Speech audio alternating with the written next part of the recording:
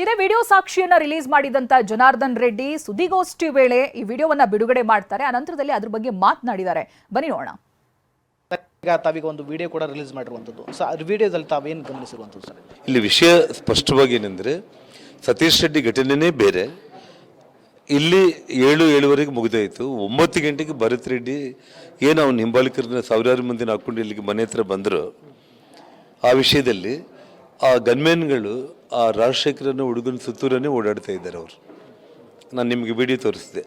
ಆ ಗನ್ಮ್ಯಾನ್ಗಳೆಲ್ಲ ಅಲ್ಲೇ ಒಂದೇ ಗುಂಪಾಗಿ ಅಂದರೆ ಅವನ್ನ ಕಾಯ್ಕೊಂಡಿದ್ದಾರೆ.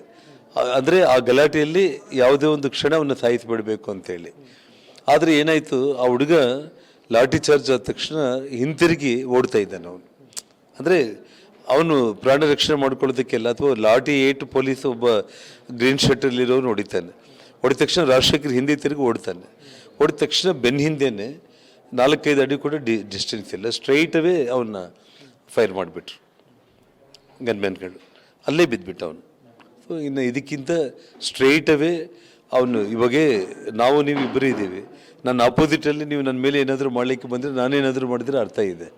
ನಾನು ಹಿಂಗೆ ಹಿಂತಿರುಗಿ ನಾನು ಓಡ್ತಾ ಇರೋ ಟೈಮ್ನಲ್ಲಿ ಕೂಡ ನನ್ನ ಹಿಂದೆ ಇದ್ದು ಫೈರ್ ಮಾಡ್ತಾರೆ ಅಂತಂದರೆ ಇದು ವೆರಿ ವೆಲ್ ಪ್ಲ್ಯಾನ್ಡು, ಇಂಟೆನ್ಷನಲಿ.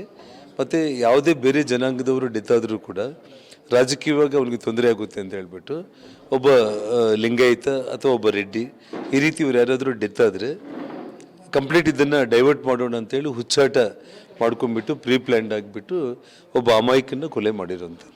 ನಾವು ಇವಾಗ CBI ಎಂಕ್ವೈರಿ ಇದೆಲ್ಲ ಸೆಕೆಂಡ್ರಿ. ನಾವು ಫೈಟ್ ಮಾಡ್ತಾ ಇದ್ದೀವಿ ಪಕ್ಷದ ವತಿಯಿಂದ. ಅದಕ್ಕೆ ಬೇರೆ ಬೇರೆ ಕಾನೂನು ರೂಪದಲ್ಲಿ ನಾವು ಹೋರಾಟ ಮಾಡಿ ಇವರು ರಾಜ್ಯ ಸರ್ಕಾರ CBIಗೆ ವಹಿಸಬೇಕು.